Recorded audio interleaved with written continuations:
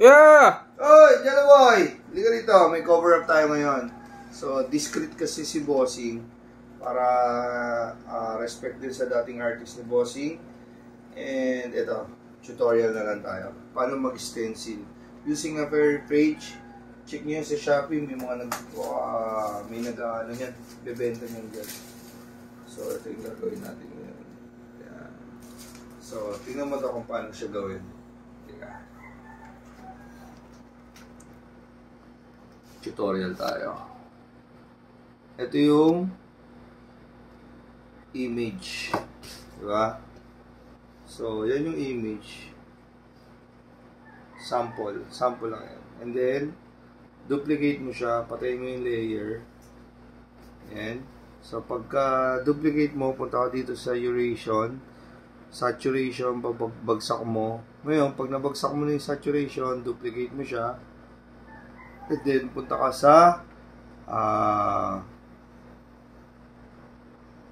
divide. Gets mo lo? Punta mo sa divide, punta ka rito sa Gaussian blur. And then, yung Gaussian blur, swipe mo siya sa right. Yun, makikita mo yung percentage mo yun. Tapos, sa akin, punta ka lang doon sa 3. Yan. Pagpunta mo doon sa 3, punta ka doon sa curves. And then, may gamma yan. And then, pwede mo laruin dyan kung hanggang saan yung trip mo. Yun. Yung stencil. Gets mo? Gets. Yun. Tapos, dyan yan. Yan mo pwedeng search yan. Yan. Kung saan hanggang saan mo trip na stencil.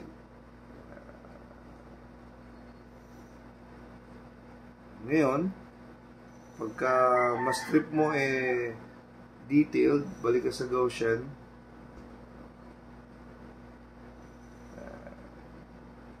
Usually kasi yung iba medyo dark, medyo light. Ngayon, kung gusto mo talagang light na light, ito ang gawin mo, duplicate, then divide ulit, then Gaussian blur, diyan ka na lang mag-focus.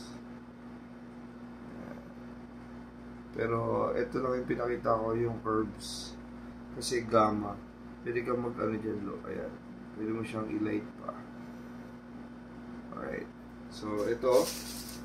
Kung papansin nyo, cover up kasi yung gagawin natin kay Bossing. Mapapansin nyo, kuha yung detail dito.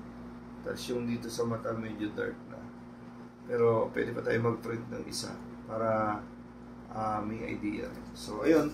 Very page. Ito yung apps niya. Punta kayo, per page. Pwede siya sa Android, pwede siya sa iPhone. So, ang pag-print kasi sa kanya, lo, ito, stencil. Well, tanggalin mo to. So, ginagawa ko dyan, lo, tinatanggal ko itong dilaw, nililipat ko rito. So, pag pinasok mo siya, lo, ayan. Pag ganyan siya. Ngayon, ginagawa ko dyan, lo, dinodoble ko itong papel. Ayan. Pag doble ko ng papel, yan ang magiging, ano yan. Pabaliktad to. Tapos, dalawa to. Ngayon, dahil pabaliktad mo siya ipiprint, wait lang. Pagka sinave mo siya, kunwari sasave ko na siya, lo, ganun mo muna siya, pagsamahin mo. Pagka ipiprint mo siya, kailangan i-flip mo siya. Pag pinlip mo siya, kasi kailangan pabaliktad siya dito mag-print. Kaya kung mapapansin mo to, kaya nung na-print siya, ayan o, pabaliktad siya. Kasi ang i-print mo sa kabila, ito. So, ang tawag doon, mirroring. Yun, konti ka alaman lang yun. Abangan nyo kami sa Meo TV FB Live. So, didikit na natin kay Bossing yung pinaka-stencil mamaya para makita nyo rin yung before and after.